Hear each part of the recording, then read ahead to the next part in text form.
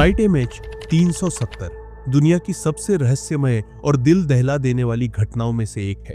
एक ऐसी घटना जिसमें यात्रियों से भरा जहाज अचानक गायब हो जाता है। इस जहाज को जमीन निगल गई या आसमान निगल गया, ये कोई नहीं जानता। ये बात है 8 मार्च 2014 की।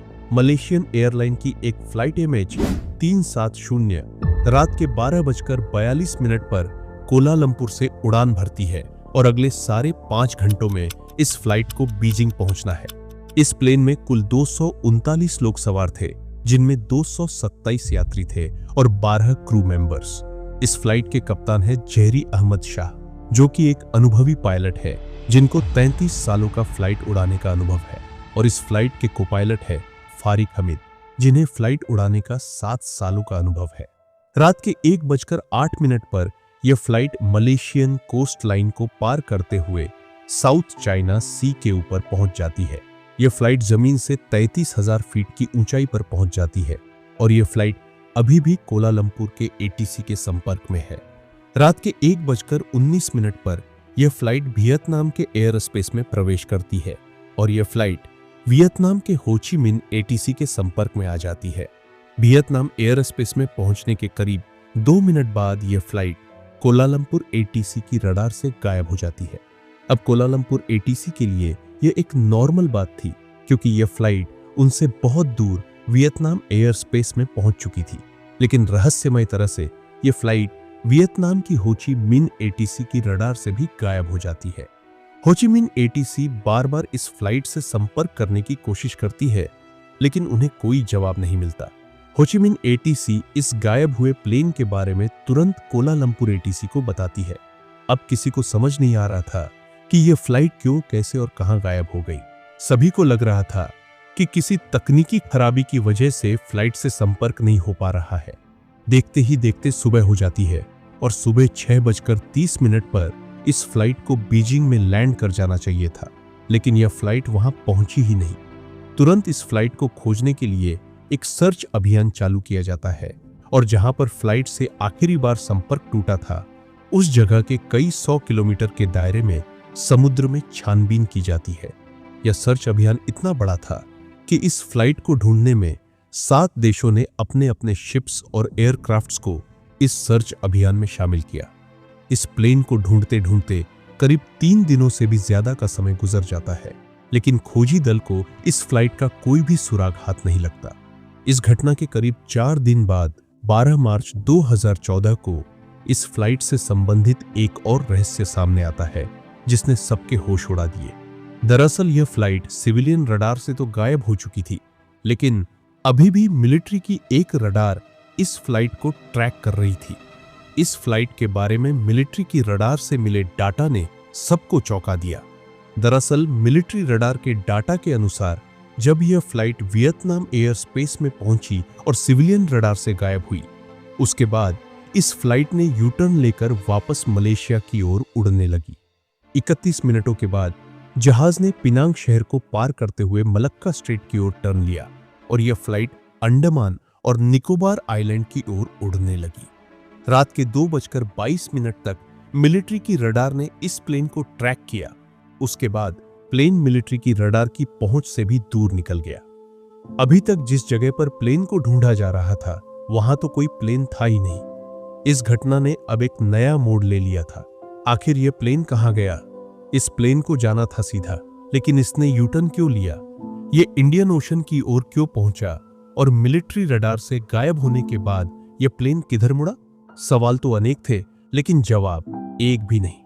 अब खोजकर्ताओं के पास एक और बड़ी चुनौती थी, इंडियन ओशियन के एक बड़े भाग में सर्च अभियान करना।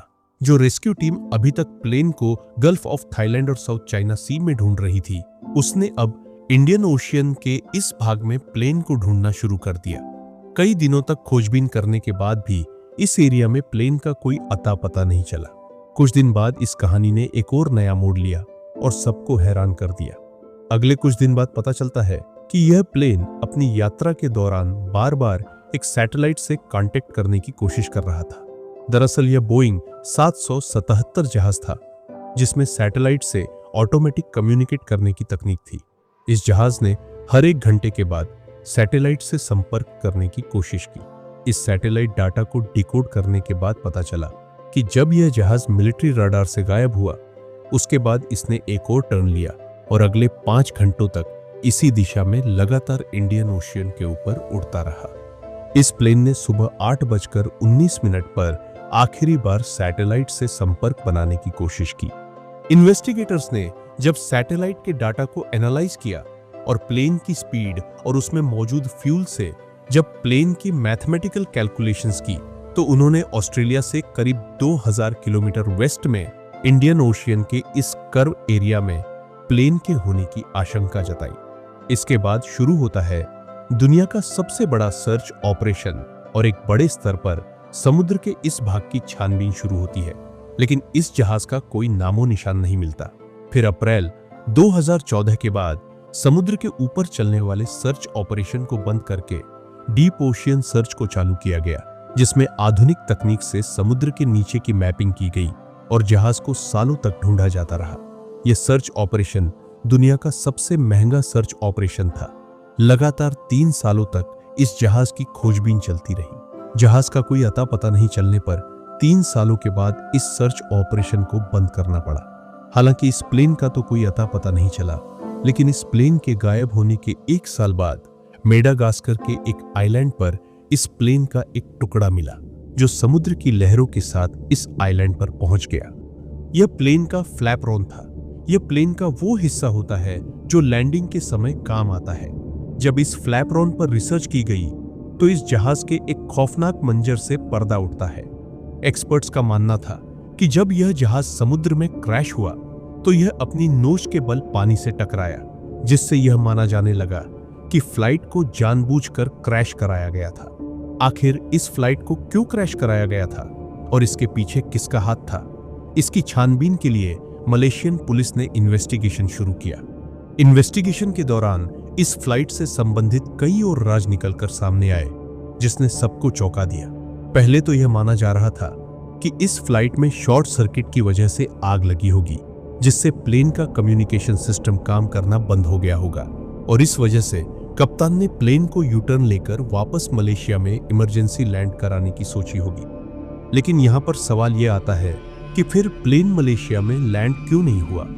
तो इसके जवाब में यह माना जाने लगा कि हो सकता है कि किसी टेक्निकल फॉल्ट की वजह से पायलट के केबिन के प्रेशर में बदलाव हुआ होगा, जिससे केबिन के अंदर ऑक्सीजन की कमी हो गई होगी और दोनों पायलट बेहोश हो गए होंगे, जिसके बाद फ्लाइट ऑटो पायलट मोड पर चली गई होगी, जिस वजह से वह मलेशिया में लैंड नहीं कर पाए। लेकिन इसके काउंटर में एक्सपर्ट्स का मानना है कि जब जहाज ने पिनांग को पार किया, उसके बाद फ्लाइट ने एक शार्प टर्न लिया। एक्सपर्ट्स की माने तो कोई भी जहाज ऑटो पायलट पर इतना शार्प टर्न नहीं ले सकता है। तो इसका मतलब यह है कि शायद पायलट ने जानबूझकर फ्लाइट को टर्न कराया और फ्लाइट में कोई भी तकनीकी खराबी नहीं आई थी। ऐसा माना जाने लगा कि शायद फ्लाइट MH370 को किसी ने हाईजैक कर लिया होगा और हाईजैकर्स फ्लाइट को अपने कंट्रोल में रखना चाहते थे। इसके लिए पैसेंजर्स के बैकग्राउंड को चेक किया गया तो पता चला कि फ्लाइट में 2 लोग ऐसे थे जो फेक पासपोर्ट के साथ ट्रेवल कर रहे थे, जिससे यह माना जाने लगा कि हो सकता है कि इन्होंने फ्लाइट को हाईजैक किया होगा। लेकिन जब इन दोनों पैसेंजर्स के बैकग्राउंड को चेक किया गया तो पता चला कि इनका किसी भी आतंकवाद संगठन से कोई संबंध नहीं है। दरअसल ये दोनों चोरी के पासपोर्ट से यूरोप जाकर वहां सेटल होना चाहते थे। वैसे भी अगर प्लेन को हाईजैक करके आतंक फैलाना एक मकसद था, तो फिर आतंकवादी इस प्लेन को समुद्र में क्रैश करवाने की बजाय किसी शहर पर भी क्रैश करवा सकते थे और उन्होंने सरकार से भी अपनी कोई डिमांड नहीं रखी थी। इस वजह से इस हाईजैकिंग वाली थ्योरी को भी नकार दिया गया। तो फिर फ्लाइट MH370 के पीछे किसकी साजिश थी? इसके लिए मलेशियन पुलिस ने दोनों पायलट्स के बारे में इन्वेस्टिगेशन की तो फ्लाइट के कैप्टन जहरी अहमद शाह के घर पर एक फ्लाइट सिमुलेटर मिला। दरअसल फ्लाइट सिमुलेटर एक ऐसी मशीन होती है जिसकी मदद से पायलट्स एक रियल प्लेन को उड़ाने का अनुभव करते हैं। किसी पायलट के घर पर फ्लाइट सिमुलेटर मिलना कोई बड़ी बात नहीं है, लेकिन बड़ी बात यह थी कि उस फ्लाइट सिमुलेटर में जो पाथ ड्रॉ किया गया था वो इस फ्लाइट के रूट से लगभग मेल खा रहे थे। ऐसा लग रहा था कि जिस रूट से फ्लाइट MH370 गुजरी थी, उस रूट पर फ्लाइट उड़ाने की प्रैक्टिस कैप्टन जहरी अहमद शाह अपने फ्लाइट सिमुलेटर में कर रहे थे।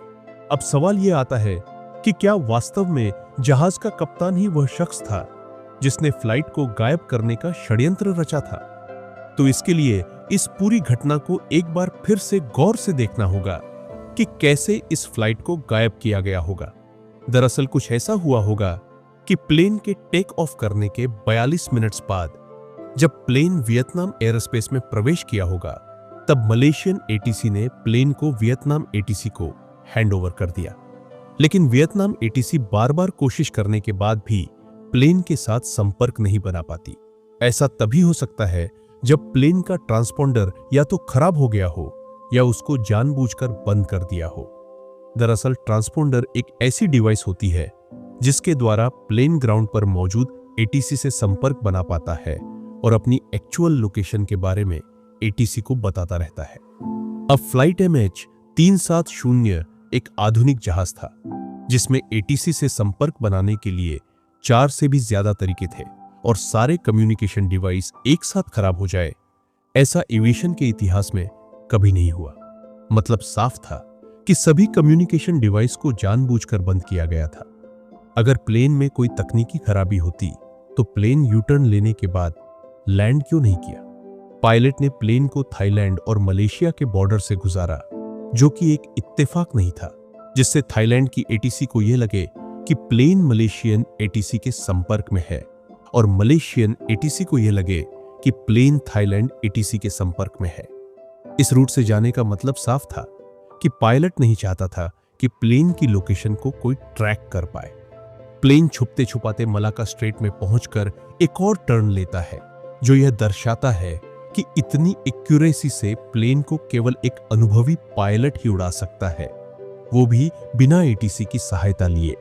अब आपके मन में एक सवाल आ सकता है कि प्लेन में 2 पायलट थे, तो क्या दूसरे पायलट ने जहाज के कप्तान को ऐसा करने के लिए रोका नहीं होगा?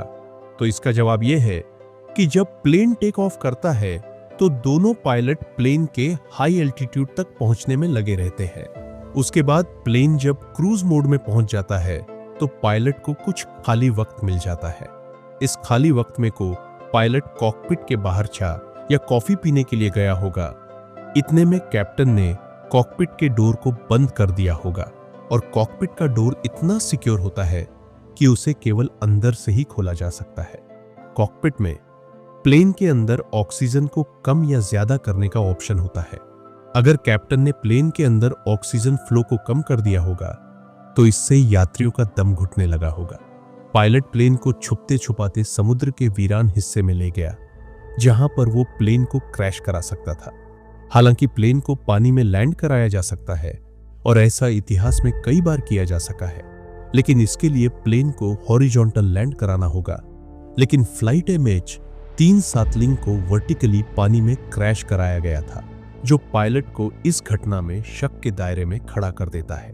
हालांकि ये एक थ्योरी है कि प्लेन को जहाज के कप्तान ने ही क्रैश कराया होगा, लेकिन सच क्या है यह अभी भी एक रहस्य है।